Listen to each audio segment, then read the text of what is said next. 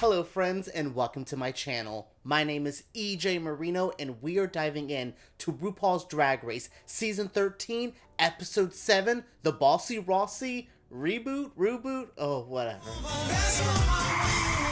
Another week of Drag Race, and I am still on the fence about this season. I don't think I'm the only one who is a little bit torn on how I feel, but this episode was overall okay. I didn't think I had a major, oh my god, I want to leave this show moment like I did last week, but it still isn't as engaging as UK, and I know I do that every week, but it's just there, especially this week with the drama, with the having to take a break because of the lockdown in the UK season. It really spiced it up, but I will say season 13 has some things going for it, and it's good gang of queens. There is so much talent here. I look at people like Simone and Olivia and Mick and even Utica, even Candy, someone I don't even really like. There's still a lot to love in this season, and I have to say I had a good time. I'm warming up slowly but surely. I just don't really love Ross Matthews, so a whole episode where I have to see a lot of Ross,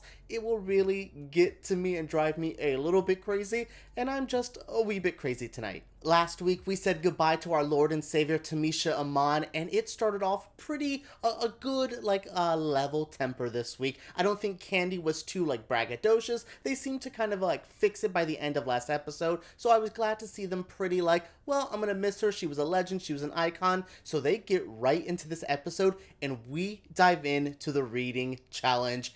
Oh, it was fine.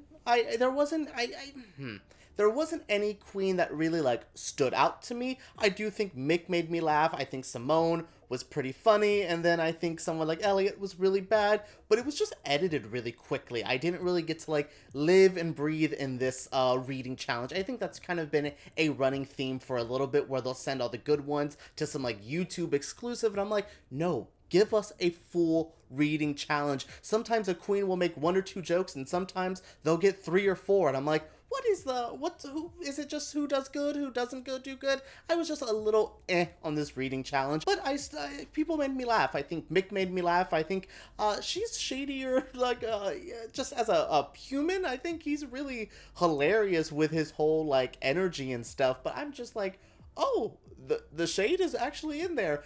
It's there kind of in the edit as well. I think I was at first what is Mick doing with the Tina Burner Candy threesome? I don't really get it. Oh, I get it now. They're all pretty shady kind of bitches, and that's not too bad. So yes, the reading challenge leads us into what the actual challenge of the week is, and it is a Bossy Rossy reboot. We are going back to the Bossy Rossy talk show. It was pretty good last time we were there. We had oh my god, Miss Cracker in the pickle outfit. We had Eureka and Aquaria in the baby outfits.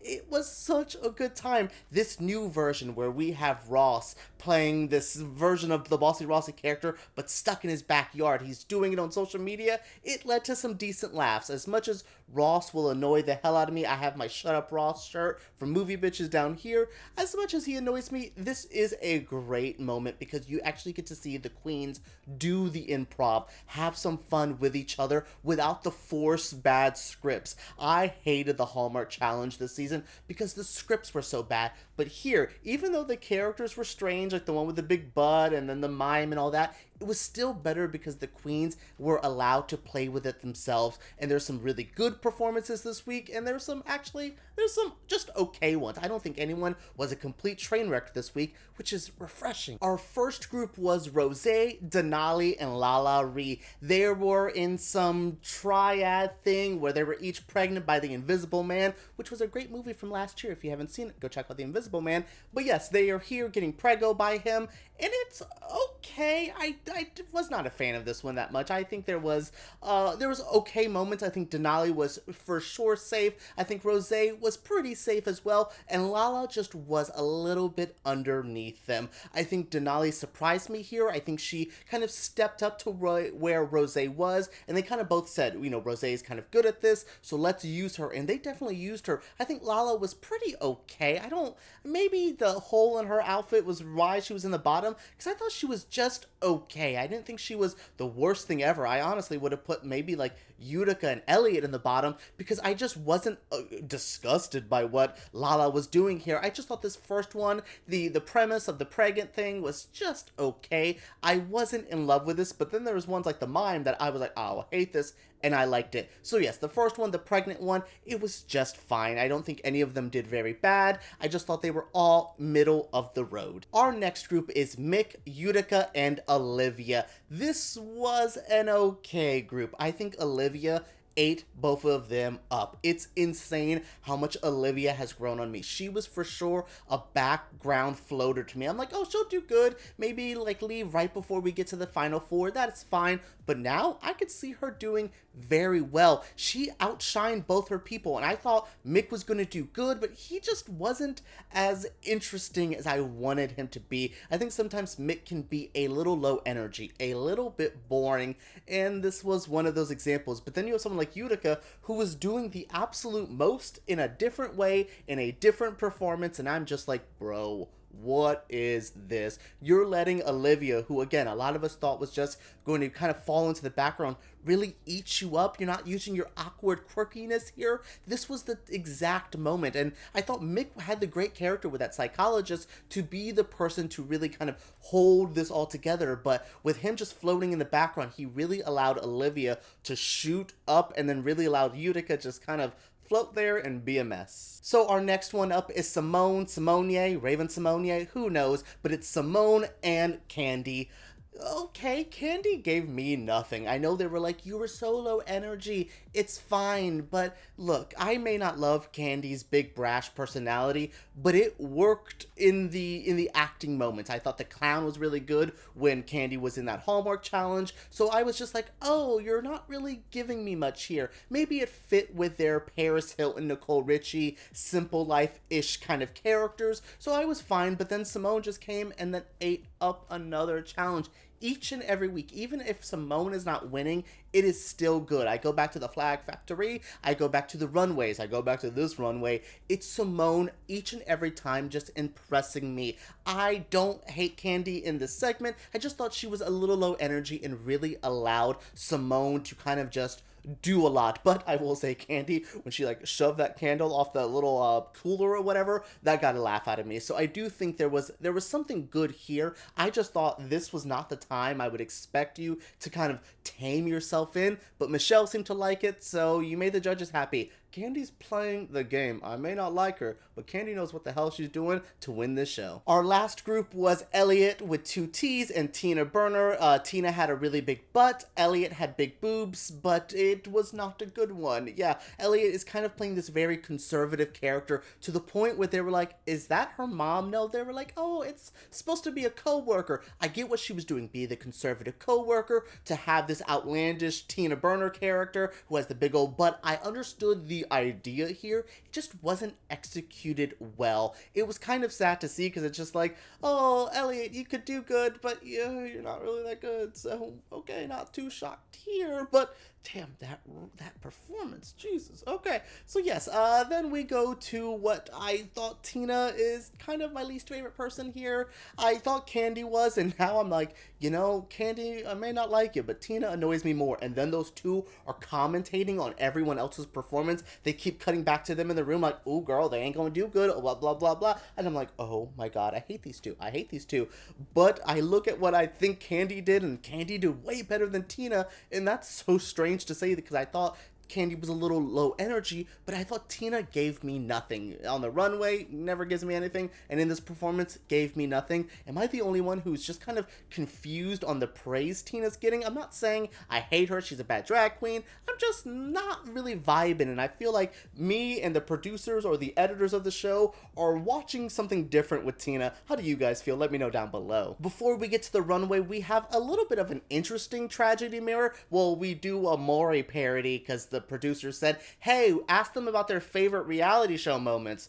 Okay, so they do that, but then we also have Elliot opening up about mental illness. I'm not going to spend too much time on Elliot because the internet seems to hate him this week, so I don't want to say anything wrong or correct and get people pissed off. So Elliot has sadness, and it's sad, okay? But I will say Simone talked about something very interesting, having someone locked up, a family member, as someone who has someone in prison that I watch out for, who also happened to be there for some robbery stuff. I was just like, oh, Simone, we're the same person, please. I know you're more beautiful and I'm ugly, but please, I want to be you, Simone. Yeah, this was a decent tragedy mirror kind of moment. It was balanced in between the Elliot and Simone stuff with that fun little moment where they did the running around with the camera stuff. So it was a pretty decent thing. Then we get to the runway, and it's a fun, spicy runway. The bead challenge, there's some people who were beaded down to the gods. There's some people who I was like, that outfit says beads? Okay. To start off the runway, Denali comes out in a lamp, a light, talking about love and lights as a kid. I'm like, well, that is weird sociopath stuff.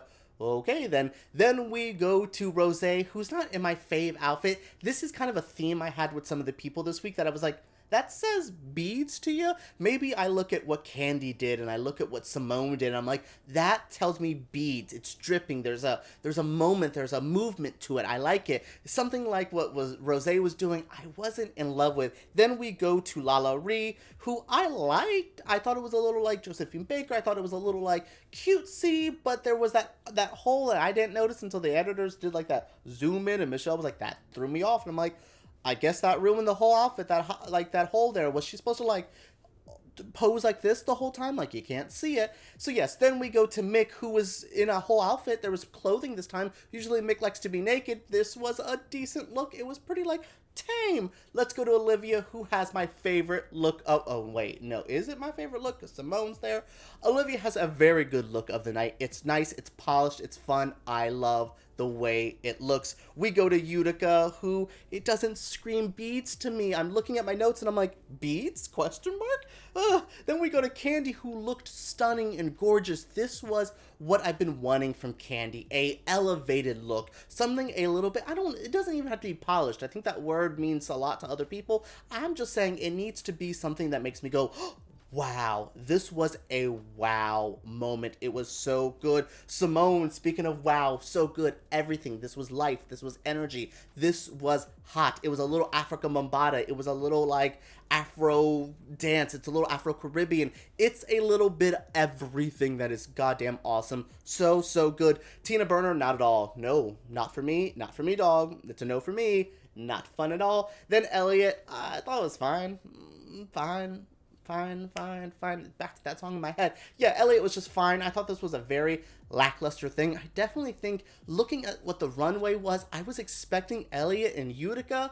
I'm surprised it wasn't. The winner of this week's challenge was Olivia. 2 weeks in a row, Olivia, you were slaying it. You were awesome. This like schoolgirl, little girl, like double Dutch outfit was so cute. I loved it. So the bottom two were Lala Ree and Elliot with 2 T's. I keep saying it should have been Utica in Lala's position, but when looking at the bottom two here, I am shocked that Elliot did as good in this lip sync as they did. I was not expecting anything. I was expecting like, yes, girl, give me nothing. You're serving me nothing at all. She was doing fine, and I thought Lala was okay, but I think Lala got lost in the edit. Sometimes in these lip syncs, they want to focus on one person, and that's fine. Completely understand. It just was not so fair because I don't even know how to judge Lala because I wasn't getting a lot of her in this performance. Elliot was doing fine, and I'm kind of shocked, and Elliot stays. Lala's gone. I like Lala. I can see Lala coming back, polished with more outfits, with a little bit more